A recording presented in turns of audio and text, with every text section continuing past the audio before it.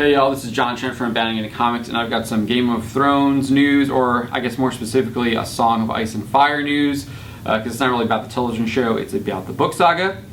So author George R.R. Martin recently did an interview with the British newspaper The Guardian, where he discussed Game of Thrones' ending, the television show, and his appreciation of fan feedback, whether negative or positive. It's a pretty wide-ranging interview, so I'm just going to stick to the juicy parts.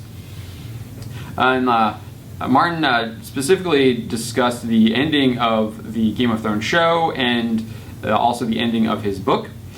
He definitively declared that HBO's Game of Thrones Season 8 ending would not affect the ending of his book series. He told The Guardian, quote, "No, it doesn't. It doesn't change anything at all. As Rick Nelson says in Garden Party, one of my favorite songs, you can please everybody, so you've got to please, you can't please everybody, so you've got to please yourself," end quote. Martin would add that the show's ending is similar to the books. They're not the same thing, quote, "they're not the same thing, although they are very closely related to each other," end quote. So that's kind of what he has to say about the books. I mean, one has to assume that he gave his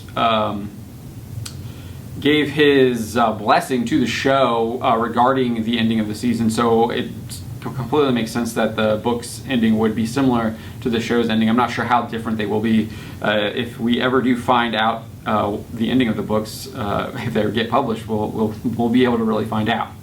But one of the more interesting parts of the interview came when Martin detailed how the show negatively affected his writing for the book series.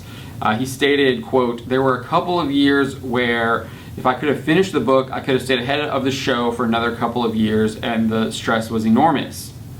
And then he added, quote, "I don't think it was very good for me because the very thing that should have speeded me up actually slowed me down.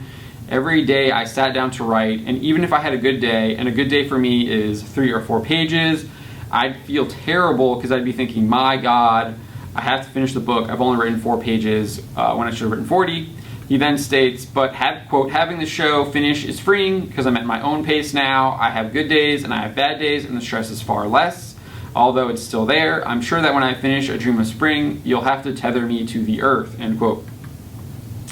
I mean, that answer is kind of weird to me.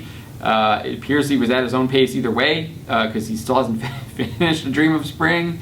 And the books didn't conclude before the show did, so I'm not really sure. I mean, it sounds like he was just adding his own stress onto it because he's still writing it and it's still not out yet. And I mean, there's a lot of fans who think that we'll never see those books get published, but we'll see. The last point, Martin would address fan reactions to the books and TV show, noting he likes them whether they're negative or positive. And this is what he said, quote, "I'm glad of the emotional reactions, whether to the books or the television show, because that's what fiction is all about, emotion. If you want to make an intellectual argument or persuade someone, then write an essay or a piece of journalism. Write nonfiction. Fiction should feel as if you're living these things when you read or watch them. If you're so distanced by it that a character dies and you don't care, then to an extent the author has failed," end quote.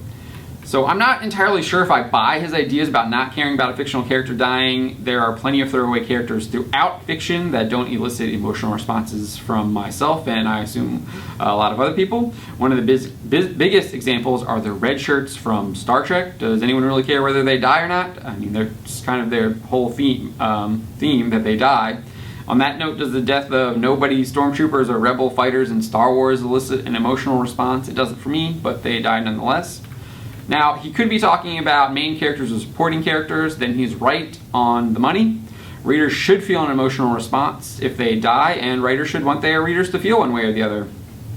So, for example, when Luke Skywalker, or I guess Darth Vader, throws the Emperor down the shaft, I mean, you definitely feel an emotional reaction too. You're kind of cheering him on, and there's also like this sense of relief.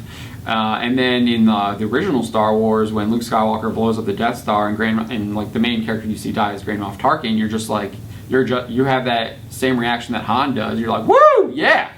So I mean, that's the way I feel about it. But I'd like to know what you guys think. What do you make of Martin's comments? Do you think the book's ending will be influenced by the show? Do you think we will ever see the next A Song of Ice and Fire book? Leave a comment below and let me know. I'm John Trent, and you've been watching Bounding into Comics. See you next time.